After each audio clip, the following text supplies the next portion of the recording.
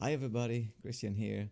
And today I'm talking about a topic of our purpose in life. And meaning and purpose, they are tied to each other. But I write a lot about purpose, and I see people writing about purpose too, and which is great because it's a very difficult topic to really grab your hands on. In this video today, I'm going through some things that I wrote down, and hopefully I contribute to some insights. Now, when we are getting models from whoever and whatever, the models are very difficult to implement into our daily lives. And those models are not always supposed to be implemented in your daily life because it's not cohesive with what we are or who we are and what we're doing at that time. So in this way, we want to have a model that fits to the narrative of our mind and that can tie into our beliefs. Because if you go too far from your own beliefs, you go into a field that creates psychological distress. And you can see it, the people in the army, when they go into a situation where there's a lot of distress, they create PTSD because they're too far outside their own reality. There is a concept of that, and I can elaborate on that later. But this is first what we're going at. So models are just that.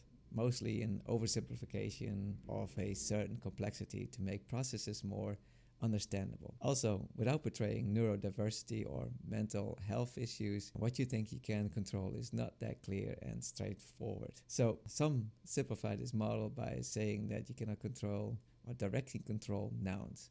And strictly speaking, there's truth in that statement. Our goal is to have a feeling of control over our future, even though that might be more of a metaphysical hope, and that comes with a lot of detrimental psychological disturbance. Intentions times actions creates results. That is what I've seen many people copying, and of course that is true. It is dependent on the actions that you are making and the attentions that are attached to those actions. I received a good question from one of the readers of a particular post that I did on X, and the question was more like, let me pull it up. How do you think individuals can better navigate their perceptions of control in uncertain environments? Well, my answer was the perceptions of control are highly dependent on agency, and AQ is the adversity coefficient. So people with high AQ are resilient and able to adapt to new situations and challenges. And with agency, I mean a person who acts to produce a particular result. Agency is grown and fortified by high self-worth, high self-esteem, and self-confidence. So a sense of agency and a high AQ sets you on your way. But you need leverage in your life to achieve those audacious goals you hold dear. And this is where emotional and social intelligence comes into play. High intelligence, you can think of it, the traditional IQ, the measurement of intelligence, is helpful, but not the ultimate tool to accomplish goals or produce sought after results. High AQ is more of a predictor of whether you achieve your goals or not in uncertain environments. So traditional education might not have much room for growing AQ as the process of making mistakes and therefore the ability to gather feedback and course correct is penalized with, well, grades. And you can also be saying rewarded with grades, but mostly I feel personally that is penalized. So I added the last thing for a reason. So in my psychological model where I line out the importance of biases and goal setting and how beliefs influence thoughts, feelings, emotions, and how that relate to our self-conception and self-definition. It is also important to understand how we learn and course correct.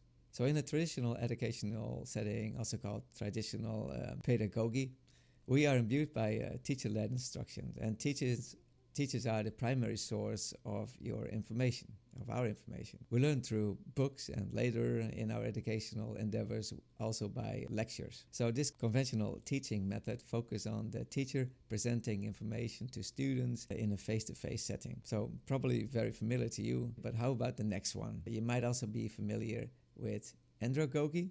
Well, not particularly that word, but what the concept stands for. So andragogy is adult learning theory.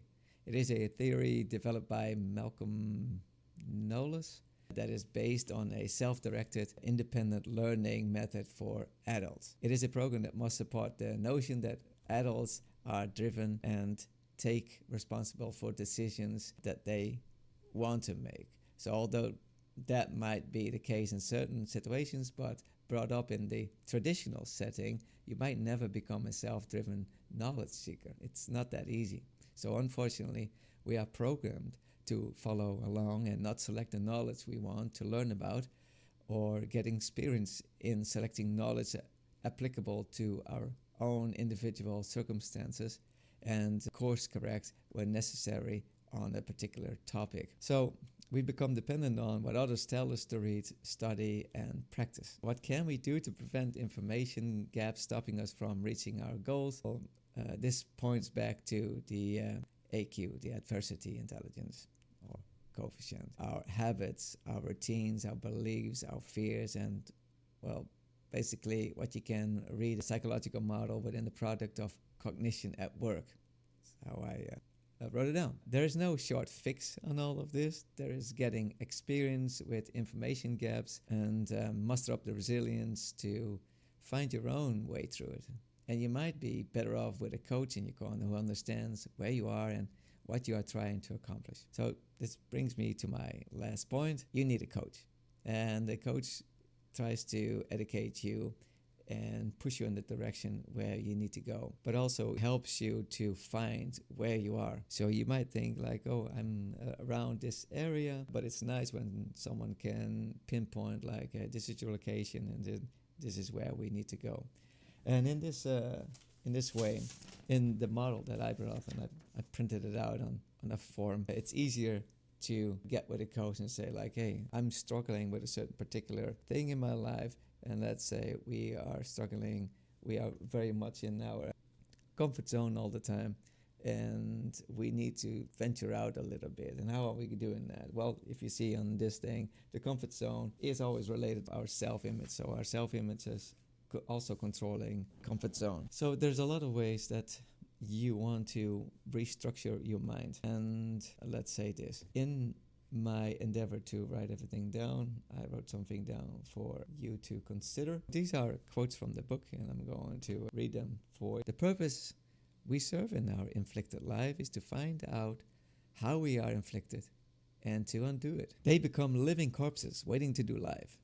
Eventually losing hope for meaning and purpose, they settle for their mediocrity. I mean with their mediocrity, the standard below their standard of living. Number 3, tending to my routines. Playfulness can only be done well around discipline, routine, and in line with purpose. 4, I think there is a difference between making conscious choices or becoming a victim of subconscious ones. For the latter might have us drifting away from our meaning and purpose. 5, when done well later in life, we transition significance into being significant to others. Used that way, it appears to lead to far greater meaning, purpose, and happiness. Number 6, those truths and beliefs help by feeling connectedness to others and believing that life is meaningful on a level we want it to be, and it gives personal purpose. Number 7, the struggle to understand the self is an intense endeavor to find meaning and purpose in an ever-changing surroundings to help secure happiness while creating our destiny. Right, number 8, a tool is a device. In the hands of a beginner, it can be a liability. In the hands of an expert, it can create masterpieces. The difference shows in the amount of control you have over your tool. Okay, it's a definition of self-discipline. Understand what it is and what it is not. So self-discipline is the ability to control one's impulses, emotions, desires, and actions in order to achieve a desired outcome or goal. It involves restraining oneself from acting impulsively or indulging in immediate gratification in favor of pursuing long-term objective or adhering to a set of rules or principles. Self-discipline often requires dedication, consistency, perseverance, and a strong sense of willpower. It plays a crucial role in personal development, success, and achieving goals in various aspects of life, such as health, career, relationships, and academics. Okay, if that is self-discipline, so they have the ability to control one's impulses. So hear me out.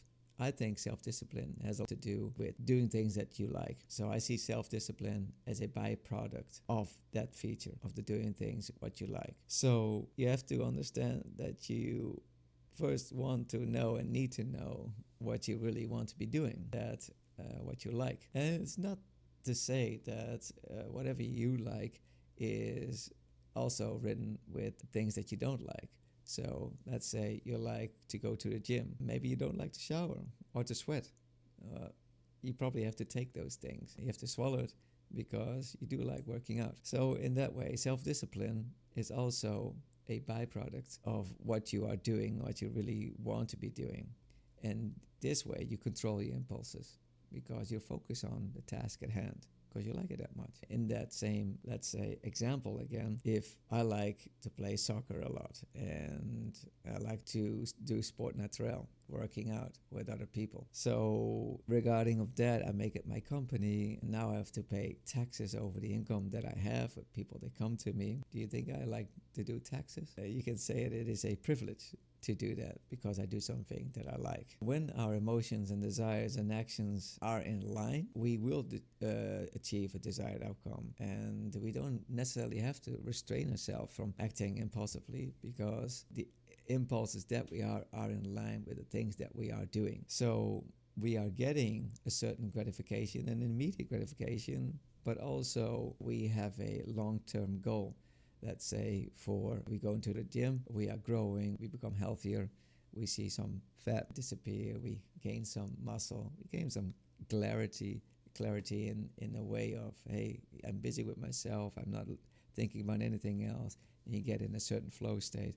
So there's a lot of benefits coming from it, and you working to your own set goals. Now, you can pursue those goals in long term and in short term, but if you like it very much, it becomes more of a routine to be doing it. And with the routine, what you create, you have order. In order, you have structure, and therefore it's called discipline. That crucial role it does play in personal development and for your success is that you have to do something that you really want to be doing. I'm not really want to do taxes, I'm not an accountant. I don't enjoy numbers or messing around with numbers, and so I'm not going to be doing those things. But I have to do them, or I have to pay someone to do them for me. And if I generate enough income, then I will send those tasks to someone who likes to do those things and get paid for it, so they can grow into their life and with their discipline and support others what they don't want to be doing. You can support others by giving them money and pay them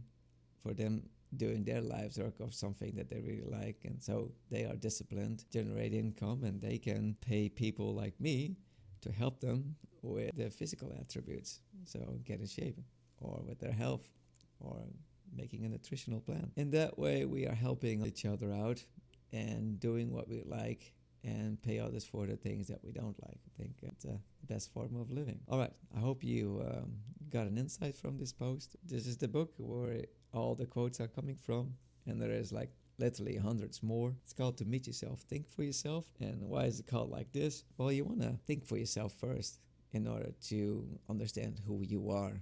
If you always be on a belief system that someone else implemented inside of you, your parents, your surroundings, social group, your peer group, it's all good, but you need to develop yourself as a strong identity. So crystallize a little bit in that way. Now, in this book, you have some little secrets in it. First of all, the Sifu will present that secret as a form of that psychological model that's in here. And he shows some other things too you don't want to miss out on. And wow, look at this. These are the contents. Beautifully done. These are the contents, and there's a little secret in this one. If you follow the capitals, the first letter of every chapter, what is the message in there? If you look at the front of the book, there is Chinese characters on the corners over here, and they look a little bit belong in there, but it's actually saying Li Feng. So in Cantonese, saying Nung Li Feng, and then Feng stands for abundant, plentiful, and great, and the Nung Li stands for capable. So that's the name of the Sifu, a capable guy, and he's very capable. All right, well, this is it. This is about the book. Buy it. There's a lot of stuff in there, over 100 quotes. The book helps you to find your meaning and your purpose in the storyline of Kian. Has probably similar problems as you do, because it's a story that I've been through. And finding meaning is not that easy if you cannot find yourself first. So in order to find purpose and meaning, you have to understand who you are and where you are. So to meet yourself, think for yourself. You have to think for yourself first. All right. Well, thank you for listening to this, and build your own life. Find some purpose. Do something what you really like. And if not, get a coach. Doesn't need to be me. Can be someone else. But get some help from the outside. It gives perspective. It's good for everybody. Me too. All right. Thank you. Take care. Subscribe if you want. If not, that's okay too. Peace.